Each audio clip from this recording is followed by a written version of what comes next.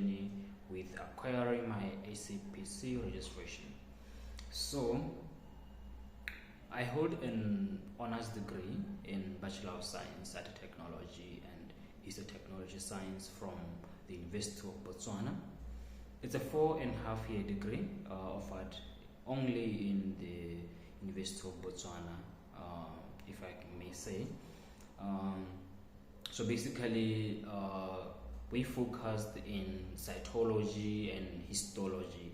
Cytology is basically the study of cells, and histology is the study of tissues. So what we do is we look at diseases, different types of diseases, or anything that might be happening in your body from cellular level and also tissue level. To cut to the chase, I was more interested in acquiring international registration. So I started my research, and I kept on eliminating. So the only international registration that I started doing my research.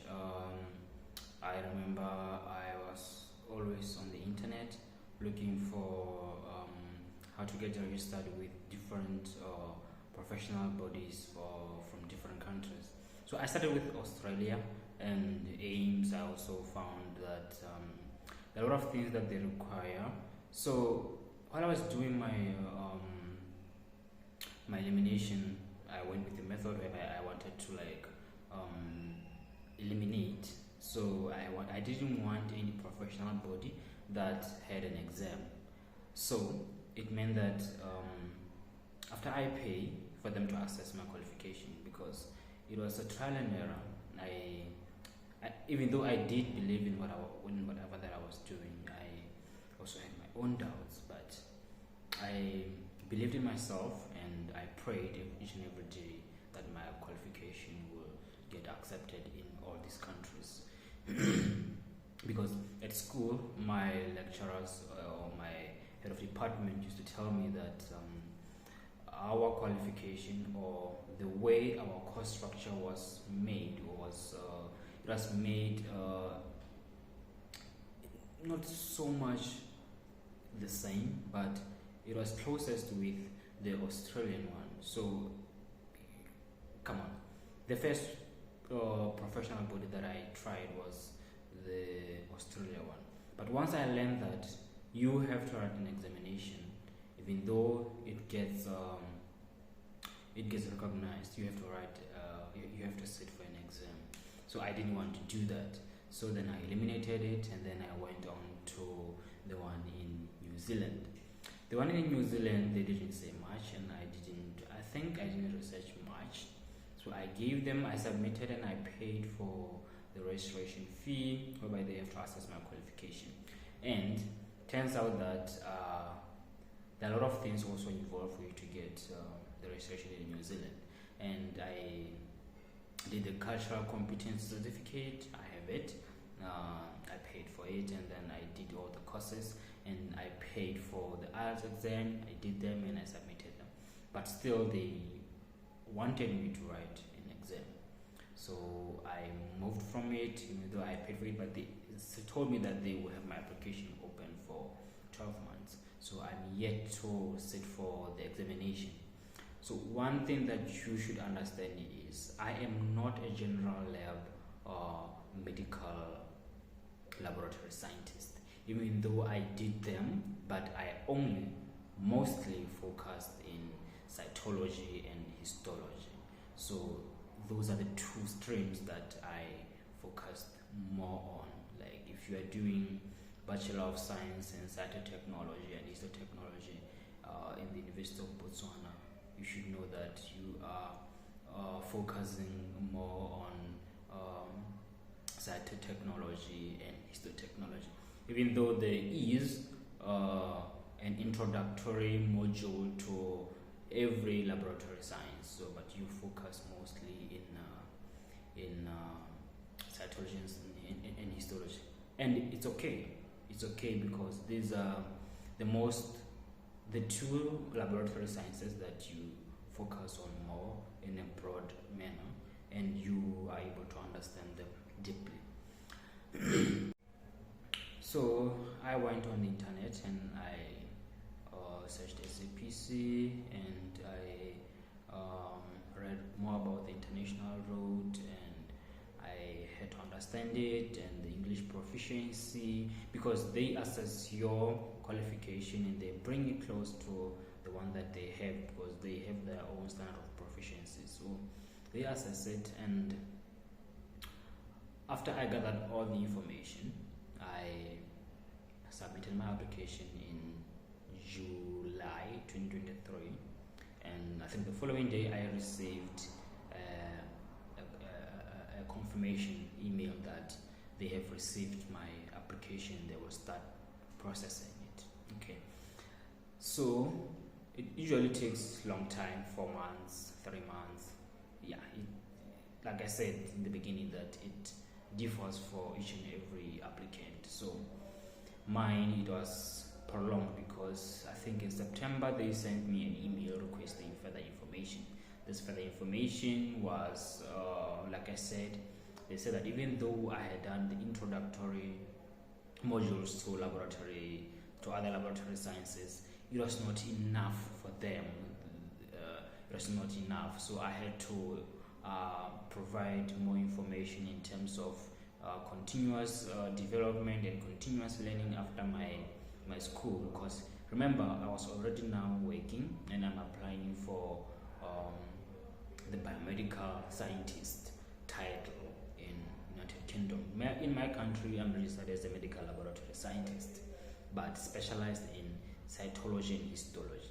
And then in UK, I'll be registered as a biomedical scientist, a general biomedical scientist. And if I want to now specialize in histology or cytology, I would have to do register for a specialist portfolio. So right now I'm registered as a biomedical scientist, so which means I can apply for any role, whether in microbiology, in hematology, virology, histology, and cytology. But since I'm more vested in cytology and histology, I would apply for histology roles. So September passed, I provided them with the information that they were looking for, and I was waiting for their response. So sometime in October, after I provided them with more information in September, so in October I received an email from SAPC stating that my qualification is now going to the verification stage, meaning that it has been accepted. Now it just needs to be verified by the international committee. So they were just waiting for the international committee to verify my application. But before that, they told me that it has been accepted, and emails have been sent to my school to verify, and also to my employer, and also to my regulatory body. So it's up to me, because they stated that in the email that I have to follow up and make sure that everybody who has received an email from SAPC regarding my application has to reply well in time, because if they do not respond well in time, it means my application is going to be delayed. So I used to run around a lot. It was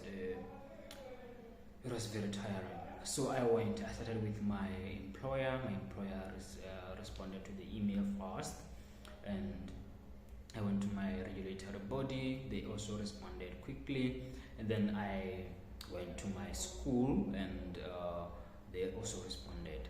So SCPC got they got all the responses, I think sometime in November, beginning of November. But mind you, it was already festive season, and beginning of November and December, the international committee never sat down and verified my application. So I went back and forth. They said that they never received responses from my regulatory body. So I went to the regulatory body. I called them. It was hectic. It was very hectic, and I had to be strong, because now it meant that I have been accepted, my application has been accepted, because I doubted first that really, but now at that stage it means that my application has been accepted, so just waiting for the international committee to verify me. So I went back and forth with SAPC. I used to call them, spend so much time calling and trying to get what's happening. Has my professional body responded? Has my employer responded? Has my school responded? Up until December last year, 2023, I verified each and everything, that my employer responded, my regulatory body in Botswana responded, my school also responded. So everyone had responded. Now I had to just wait for January 2024. So as I was waiting, I kept on praying each and every day that, Lord, help me to get registration with HCPC, because it's the one that I wanted, it's the one that I was going to get. And come January 23rd, 2024, I received an email from HCPC stating that, dear Badisa, your application has been accepted and your application for registration with HCPC has been approved. So now it meant that I was about to go into the register. So because in December 2023 biomedical scientists were renewing their registration with HCPC, it meant that I was entering the 2-year cycle instead of a 1-year cycle. So I had to pay £196 for 2 cycles.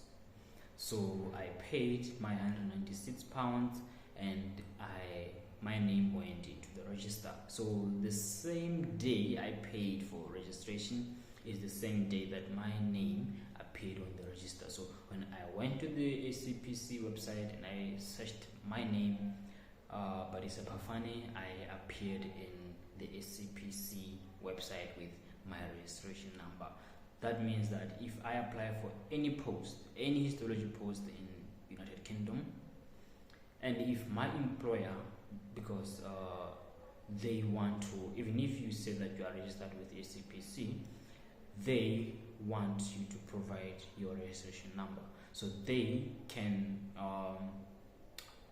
research themselves about you, that okay, you claim that you are registered with HCPC, but do you appear in the register?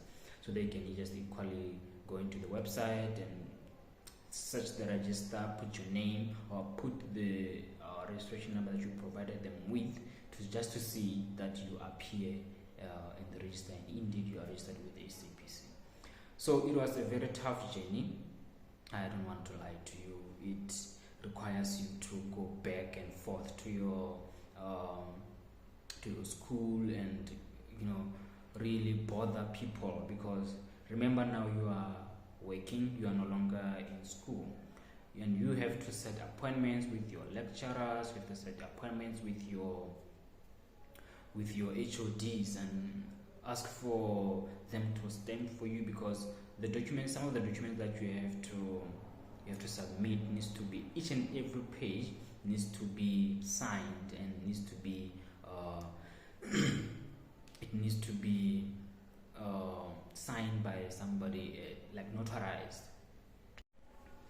So guys, if you want to start applying for HCPC, whether you are in Botswana, you are in any other country here in Africa or anywhere you want to apply for HCPC, register on HCPC, especially for the biomedical scientist, let me know. Ask your questions, comment, let me know.